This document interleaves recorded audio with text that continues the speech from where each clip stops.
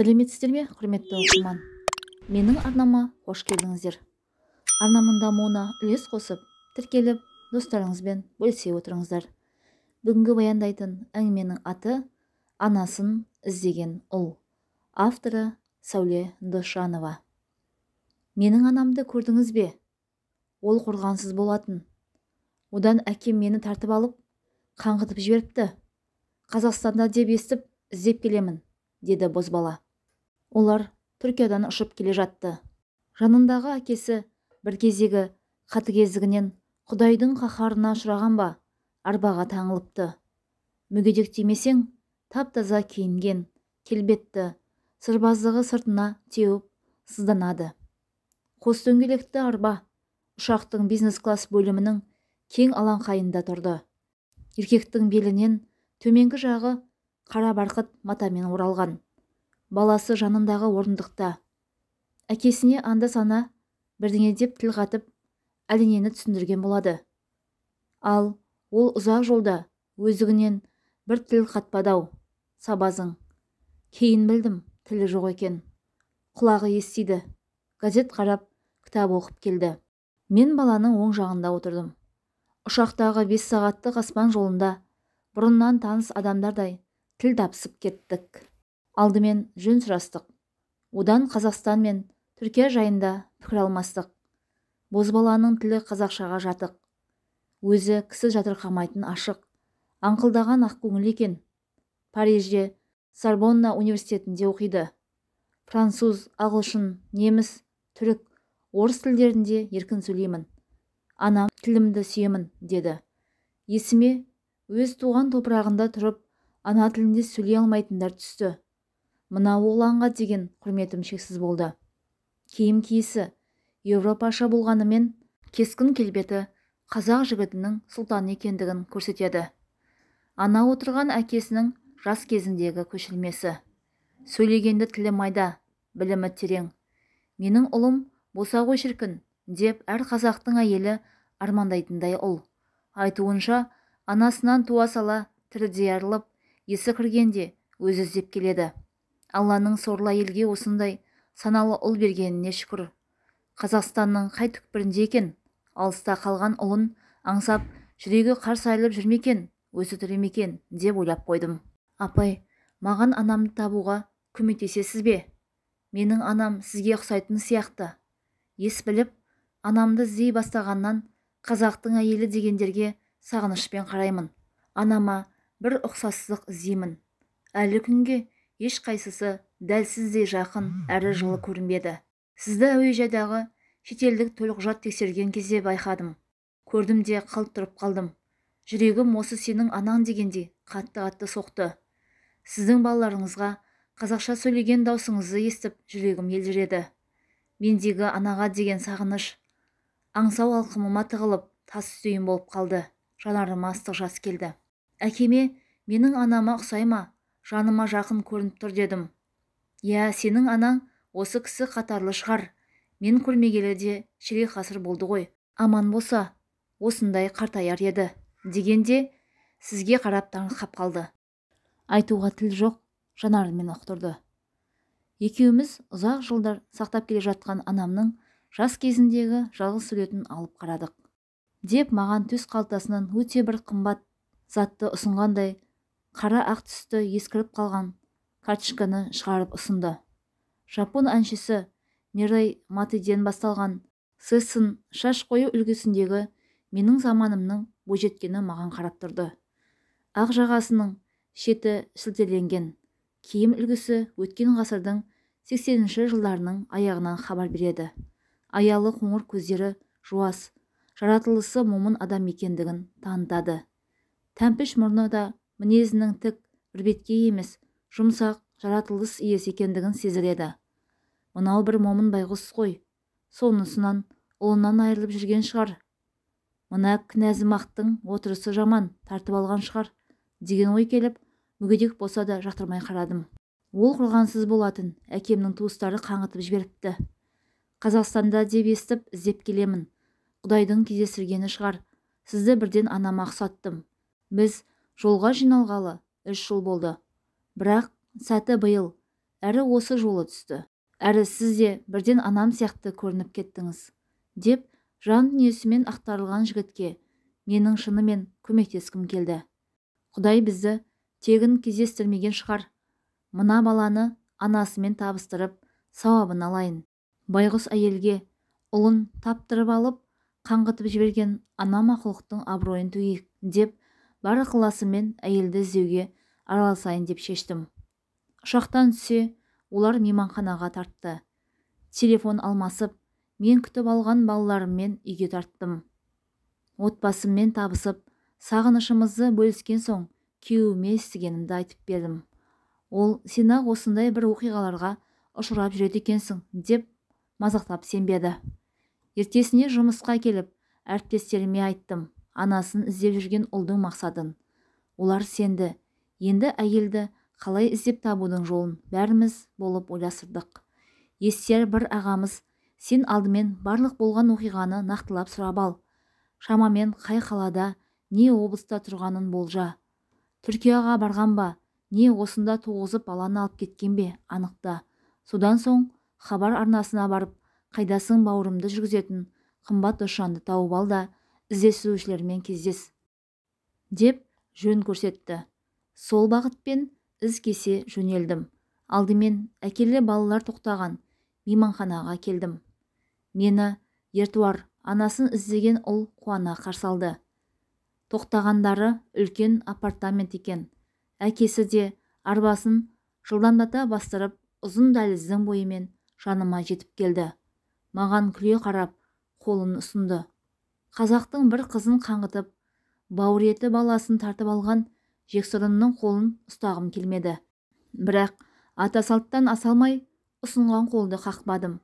Қолы мақтадай жұмсақ, ақ саусақ екен. Киген киімдері мен мына тұрған жайларына қарап, Түркиядағы ауқатты қазақтар екендігін болжадым. Жағдайы жақсы болған соң, оқу іздеп, не жұмыс іздеп барған менің отандасыма бала таптырып алып қуып жіберген ғой, деп өкпем әлі қара қазандай. Ертуар бөлмесіне мейрамхананы көшіріп алып келгендей етіп, дастархан жасатты даяшыларға. Тамақтана отырып әңгімелестік. Мен алған бағытымды түсіндірдім. Ертуардың қуанғаннан есі шығып отыр. Әкесі де сөз тыңдап, бәрін түсініп, жанары нұрланып, менің әр сөзіме басын изей береді. Бір кезде ұлына иегімен ішкі бөлмені нұсқап, былғары сөмке алдыртты. Оның жез ілгектері мен құпия құлпын ашып, ішінен әдемі блокнот шығарды. Мен оның бипаздаған әрбір қимылын бақылаудамын. Еркек әлгі блокнотын маған ұсынды да, ұлына ыммен бірдеңе білдірді. Әке, мынада бәрін жазғанмын. Егер латын харпін танысса, оқып шықсын, бәрін түсінеді, деді деп маған аударып берді. Блокноттың өте әспетті екенін, сыртындағы алтын жалата жазылған Түркия деген жазуы мен ағаш пен теңіз бейнеленгенінен байқадым. Мұқабасы қызғылт көң, қағазы сарғыштау қымбат қағаз екен. Ұсынып тұрған соң алдым. Латын жазуын ежіктеп оқи аламын, дедім. Еркек қуанып кетті. Оны жанарының отынан байқадым. Ертуар мені сыртқа дейін шығарып салып, таксиге мінгізіп жіберді. Мен блокноттағы сырды оқығанша үйге асықтым. Табалдырықтан аттағаннан киімімді жүре шешіп, блокнотты қолға алдым. Бас алмай оқып шықтым. Сонымен мен ата-бабамның топырағын, Қазақстан тәуелсіздігін алған соң іздеп келіп бастым. Бұл Алтай асып қаңғырып, Памир басып қырылып, Анадолы жеріне жұрнағы жеткен бабаларымның асыл мұраты, аналарымның асыл арманы еді. Азаттықтың таңы атқанын, қазақ туының желбірегенін біз көретін болдық. Ата-баба топырағын біз басатын болдық, деп қуанған әкем мені ертіп Алматыға тартты. Әкем Түркиядағы тері өңдеп, жүн иірумен айналысатын ауқатты қазақ еді. Қазақстандағы бауырларымыз ол кісіні сыртынан естіп, мақтаныш етіп жүреді екен. Келгенімізді естіп, құшақ жая қарсы алды. Жалғыз тұяғына баба топырағын бастырған әкемнің шаттығында шек жоқ. Игі жақсы қазақтар әкемді күнде үйіне шақырып, тұрмыс тіршіліктерін көрсетті. Алдағы жоспар, арман тілектермен бөлісіп, арқада жарқамыз. Мен де ағайындардың өзім қатарлы бозбала бойжеткендермен танысып, достасып, бауырларыммен тез тіл табысып кеттім. Күндіз Алатаудың бауырындағы әсем қаланы тамашалап, кешке қарай жастардың бас қосуларына барамыз. Сөйтіп сайрандап жүргенде таныстым ғой Толғанаймен. Алып бара жатқан сұлулығы жоқ, монтиған ғана, ақ көңіл қыз еді. Мұғалімдік институтта оқитын. Айтуынша, ата-анасы қарттар, өте алыс ауылда тұрады екен. Болашақ тағдырым ба, баламның көрер жарығы ма, әкемнің ортасы әйгілі қазақтардың қыздарымен таныстырса да табысып кете алмадым. Не тапқанымды, не тартқанымды қайдам, албырт көңілді, асау сезім арбап, Толғанайдан басқа ешкім көзіме көрінбей қойды. Әкем бір ай туған жердің топырағын басып, елді аралап, сағынышын басып, қайтып кеткен Түркияға. Мен келіндегі оқуым басталғанша тағы бір айға қала тұрдым, жастардың ортасында. Әкем Қазақстан мейманханасынан бөлме жалдаған еді, сонда қалдым. Үлкен кісі кеткен соң, сонда Толғанайды алып келдім. Ол маған ессіз ғашық па, білмеймін. Не істесем де көне береді. Менің айтқаным оған заң. Ол кезде екеуміз де 20-ның маңайындамыз. Жастық мастық дегендей, алды-артымызды ойламаймыз. Қыз болып ол да бәлсінбейді. Ертеңгі күнім не болады, абыройым не болады демейді. Күндіз де түнде де менің қойнымда. Оған үйленем, еліме алып кетем деп жүрген мен жоқ. Ала жаздай бірге тұрдық. Мен оқуыма кеттім. Телефонмен хабарласып тұрдық. Қысқы демалыста іздеп келдім. Біртүрлі сағынып кеттім. Сірәда сезімім болған шығар. Әйтпесе сол кеткеннен кете берсем, мені іздегенмен Толғанай таппайды ғой.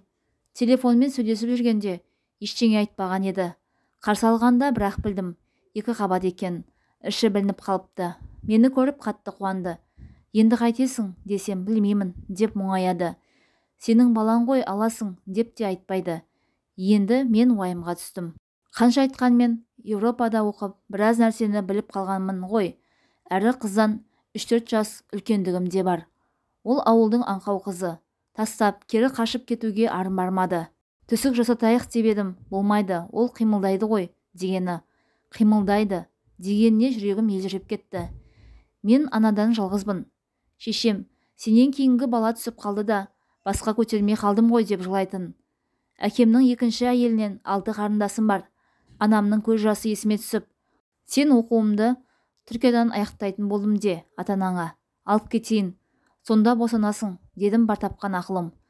Сонда да байғұс қыз маған үйленесің бе деп сұрамайды ғой, бәріне мақұл. Жалғыз кетіп, іштегімен 3 болып оралдым. Мені әке-шешем әрине ренжіп қарсы алды. Сонда айттырып қойған қыз бар еді. Әкесі беделді болған соң, әкем оның қызын алуды маған бұйырған. Басым дал болды. Маған Толғанайды қоспасы анық. Енді қайтеміз дей берем анама. Ол еркекке қарсы келе алмайтын, жылай береді. Толғанайды бәйбішесімен, менің анаммен тұруға үкім шығарды да, мені әкем келінге өзі әкеліп салды. Босанған соң баланы алып қалып, қызды қажымен еліне қайтарамын. Сен оған дейін оралушы болма, деп әмір берді. Қабақ қатулы. Баласының шала ісі жанын жеген әке қош деместен мен сабақта жүргенде кетіп қалыпты. Толғанай мамырдың ортасында босанды. Менен кейін шаңырақта болмаған жақсылықты шақырып ұл босанды. Әкем өзі хабарлады. Даусынан қуанып тұрғанын байқадым. 6 қыздан кейінгі әулетте туылған еркеккіндік. Сол қуаныш үшін Толғанайды қайтармас деп ойладым. Оны ішімде қимайды. Қалай болғанда да әкем алдымен айттырған қызды алдыртатыны белгілі. Өлмей, аяғымен келген немені менің төсегіме жолатпасы. Бәйбішелікке алдырмасы анық.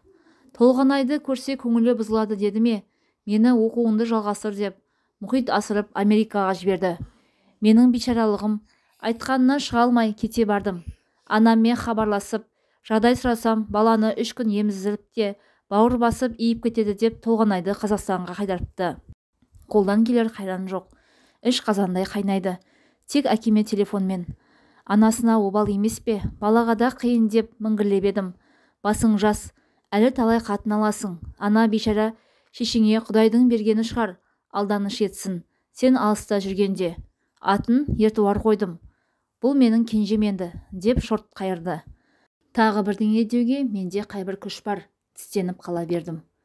Сол кеткенен ақштан 1 жылдан соң бірақ оралдым.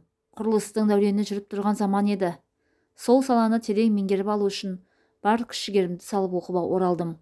Әкемнің мерейі өсіп, мәртебеленіп қалды. Мені дереу досының қызына үйлендірді. Менің тұңғышым, әкемнің кенжесі Ертуар ханзада қолдаяққа тұрмай жүгіріп жүр. Анамның жаны соның үстінде. Мен ес білгелі, жанары тұнжырап, үйдің күйбең тірлігінен босамайтын бейшара анамның өміріне мына сәби өз сәулесін төккенін байқадым. Оған қараған сайын толғана есіме түседі. Аяп, елжіреп, есіме алып, қайда жүр екен деп ойланып кетемін. Арым іштей жанымды жейді. Біздің шаңырақтың бар қызығы, қуанышы Ертуар. Әттең сол қызыққа оны жарық дүниеге әкелген ананың ортақ болмайтыны жүрегімді ауыртты. Алланың оған берген бақытын біз адамдар тартып алдық. Әкем алып берген келіншегім де момын болып шықты. Үндемей, үй тірлігімен айналыса береді. Күні бойы маңыма жоламайды. Тек түнде төсегіме келеді. Сөйтіп жүргенде екі қызға әке болып та қалдым. Бұл кездері әкемнің дәулеті дөңгеленіп, еселене түсті. Сәті түсіп, Қазақстаннан мейманхана ғимаратын салатын тендер ұтып алдық. Мен басшы ретінде ата жұртқа жиі барып тұрдым. Іштей үнсіз Толғанайды іздеймін. Оны танитын бір адамды білмеймін, сұрастыратындай. Баяғыда қайда оқитынын анықтап сұрамаппын да. Ортақ бір танысым жоқ екен.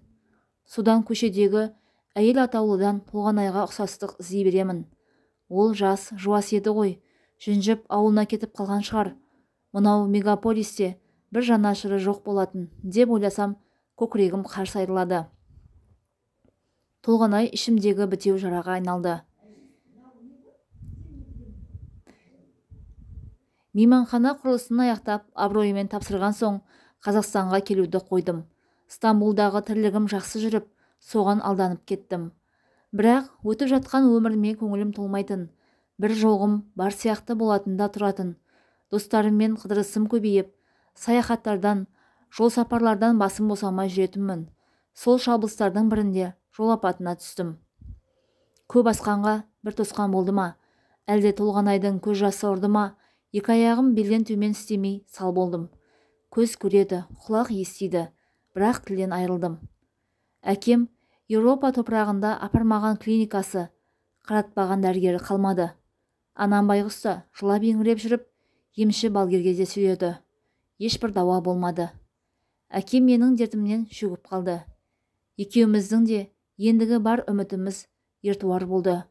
Жақсы жігіт болып өсіп келе жатқаны көңілімізге қуаныш. Париждегі Сорбонна университетінде білім алып жатты. Ертуар кішкентайында апамнан тудым деп жүргенімен Мүшелге шыға анасын іздей бастады. Қатында жүрген жерде сөз жата ма?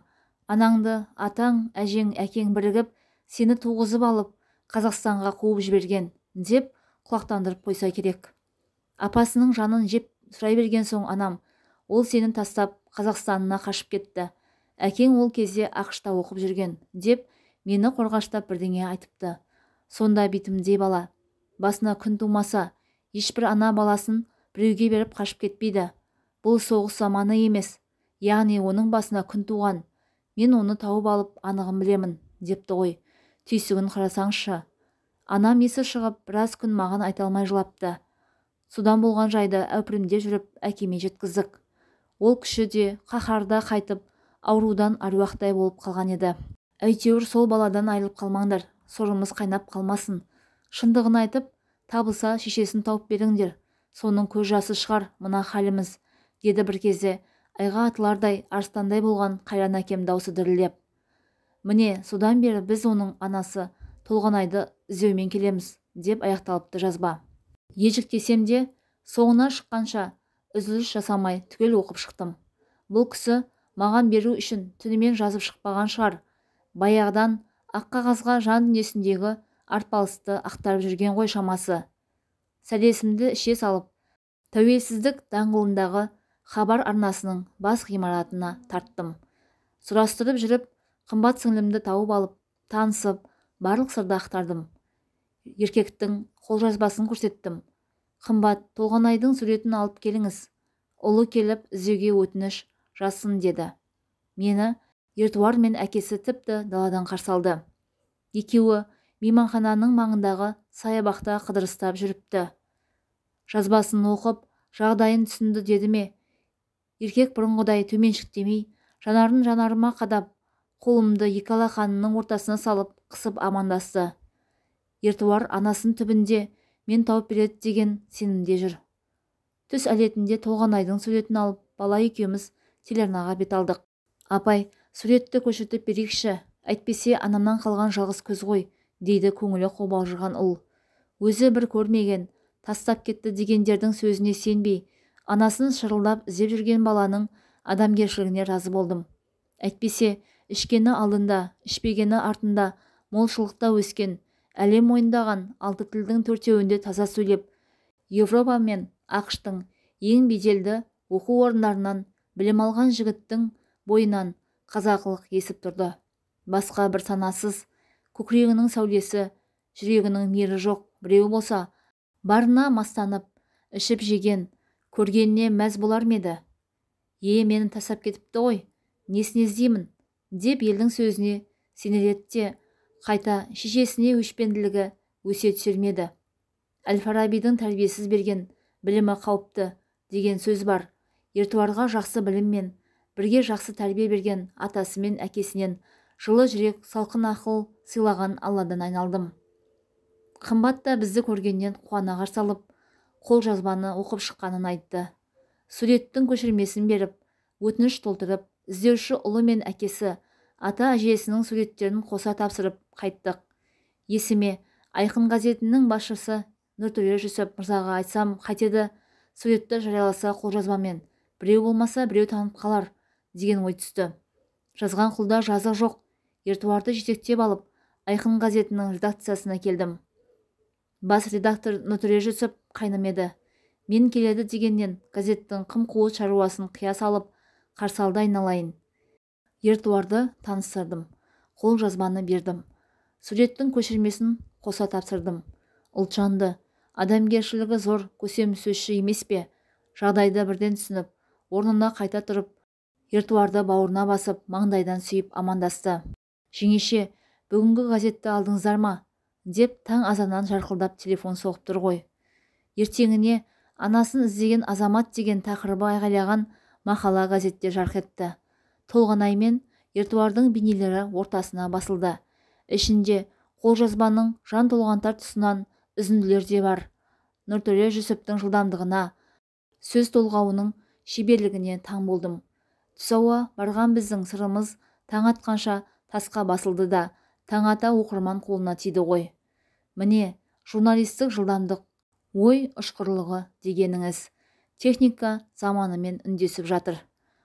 Ғимараттың төменгі қабатындағы дүңгіршектен газеттің 5 данасын сатып алып, Ертуарға құстай ұштым қуаныштан.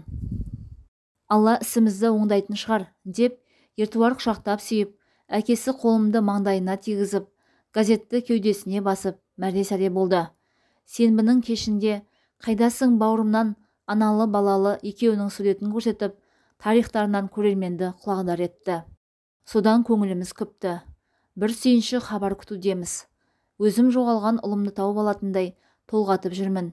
Жер түбінен жеткен ұлдың үміті, менің бар шаруамды тастап, шапқылаған еңбегім ақталса екен. Күйеуім, балаларым бәрі тілектес болып жүр. Қазақтың салтымен Ертуарды әкесімен меймандыққа шақырып, төр көрсеттік. Ертуар күйеуіме қатты ұнады. Мынау бір ел билейтін бала болғалы тұр екен. Әттең, осы білімін Қазақстанға келіп, ел пайдасына жаратса ғой, деп қояды. Сенесіз бе, сенбейсіз бе? Ертесіне бір әйел хабарласты телефоныма. Мен Толғанай Берсінбаеваны бірден таныдым. ЖНП-де тарих факультетінде бірге оқығанбыз. 2-ші курста оқудан шығып қалған, деп тұр. Арғы тарихын білмеймін, өзін суреттен таныдым, деді. Білесіз бе, қайсы облыстан едім, деп едім, мен де қоймай, тақымдап. Ең болмаса туған жерін білейін деп. Осы Алматының маңайынан, Нарынқол жағынан болар, Қытаймен шекараласпыз дегенін естігенім бар. Өзі көп сөйлемейтін тұйық қыз болатын, деді бар білгенін ақтарып хабаршым. Теледидар да іздеп жатты ғой. Бірақ Айқынға бергеніміз жақсы болыпты. Газет халықтың көзі һәм құлағы деген рас екен.